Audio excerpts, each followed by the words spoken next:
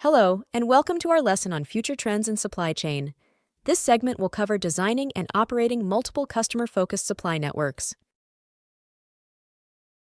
Customer-focused supply chains, to meet specific needs, will be required to compete effectively and achieve growth and profitability. Supply chain innovation and customer-focused supply chains to meet different customer segments will be required to maximize revenue generation. For example, different supply chains are required for short product lifecycle products, cell phones, versus longer product lifecycle products, televisions, at consumer electronics firms.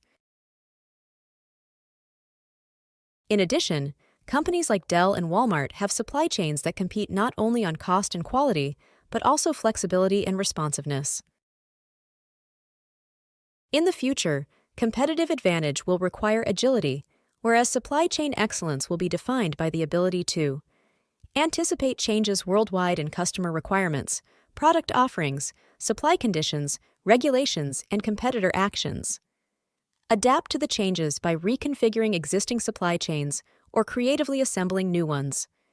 Accelerate implementation of the transformed supply chain to capture the new opportunities ahead of the competition.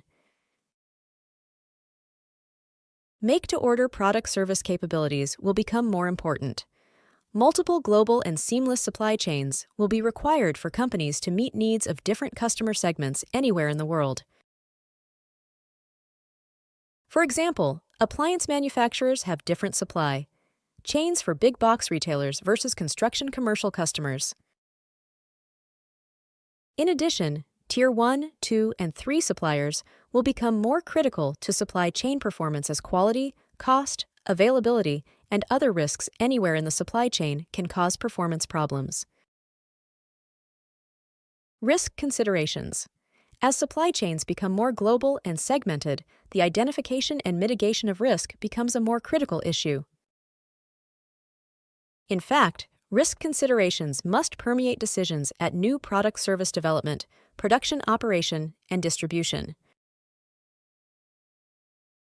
Technology and supplier selection discussion during new product development affect cost, quality, and product service launch, as well as future production. The choice of suppliers and their global locations affect continuity of supply, quality, and cost. Logistics risks of distribution are also impacted. Example: risk of global supply chain. A massive vehicle recall by 4 Japanese automakers because of faulty airbags underscores the perils of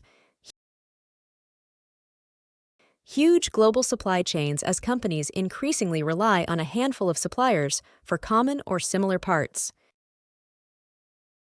Toyota, Nissan, Honda, and Mazda are recalling about 3.4 million vehicles worldwide because of airbags supplied by Takata Corp.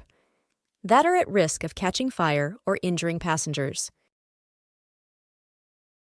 Increasingly, groups of carmakers rely on single-source global suppliers for key components, and there are hazards. It's a huge problem for the industry, said George Magliano, senior auto analyst with His Automotive. The issue today is we can't change the way we do business, because otherwise we just can't operate profitably. Still, he said, we can't allow failure in the supply chain. Risk management, therefore, must be an integral part of supply chain management.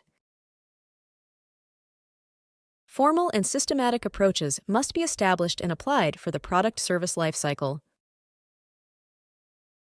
Concluding observations.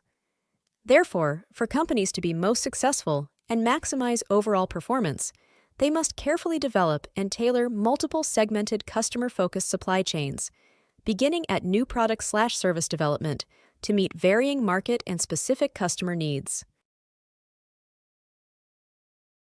These company supply chains must be cost, quality, delivery, technology competitive, and monitored by holistic risk management approaches.